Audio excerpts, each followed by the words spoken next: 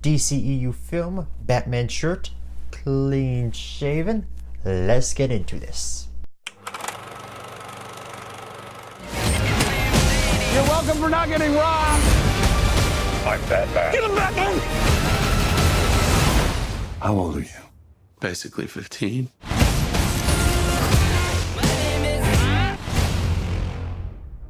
Hello there everybody, it's me, the Canadian Movie Buff, with a review of Shazam! Billy Batson has been running from foster homes all his life in search of his missing mother, but ends up stuck in one after another failed search. His new siblings are Darla, Pedro, Eugene, Mary, and the superhero-obsessed Freddy. One day he's transported to a mysterious lair, where a wizard gives him the powers of a hero known as Shazam. However, magic enthusiast Dr. Thaddeus Sivana is coming after him, having been rejected years ago and now possess the power of the 7 deadly sins. The DCEU has had its fair share of ups and downs.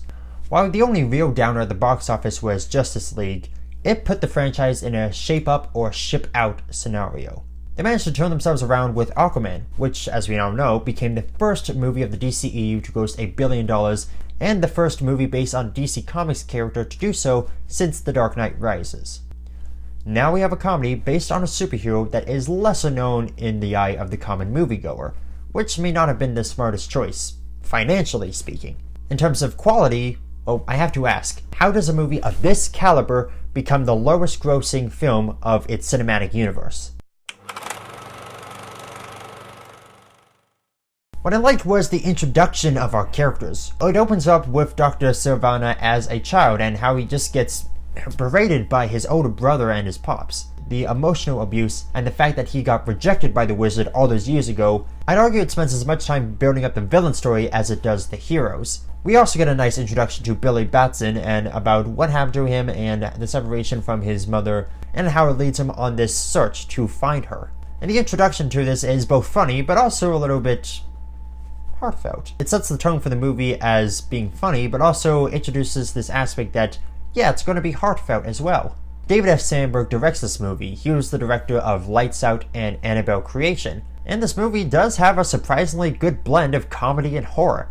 The 7 Deadly Sins, which I'll get into a little bit later, Dr. Sivana and the 7 Deadly Sins and the Quest for Magic adds a genuine sense of terror to the film. It has its darker moments, but it never feels like there's a huge tone shift or it feels awkward or out of place. A lot of care has been put into the script and the editing in terms of how these scenes go from here to here to here. And these 3 scenes could be very different. Although this is primarily a comedy, it never sacrifices a moment of development or drama for the sake of a joke. Oh, they got this serious moment, and hey, we're supposed to be happy again. There's none of that here. Okay. I liked how there was this exploration and this deep connection to the characters of family and belonging and friendship. It's really what ties these siblings together, and it's a key part of the story. These themes aren't what you probably expected from a goofy superhero lightning-based hero, but they do a fantastic job of embedding these themes within the story and the characters. The 7 Deadly Sins. I hate to put this card, but in the comics, the 7 Deadly Sins are unique and are clearly representative of which sin they're supposed to represent.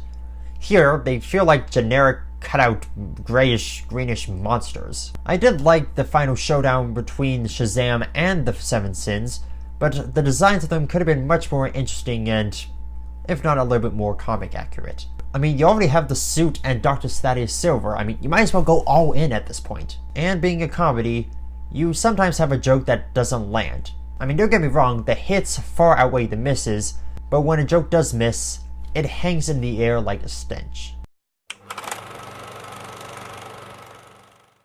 Shazam fits comfortably at home in the DCEU, bringing its own flavor and promising a bright future for this lightning-based hero. I have to admit, when it comes to the best superhero movie of the year, it's going to be a tight race between this movie and Avengers Endgame. I'm not even joking, that's how good the movie is. There isn't much else to say other than this is a very fun superhero comedy that also has touches of horror and drama, and will solidify the DCEU for those who aren't completely convinced that this franchise will work. If it doesn't convince you, we got Birds of Prey and Wonder Woman 1984 coming out next year. And also, even though this is not part of the DCEU, we have Joker. Just figured I'd mention that. Shazam finally breaks the chain and gives the DCEU its first long-awaited Total Incrediblast.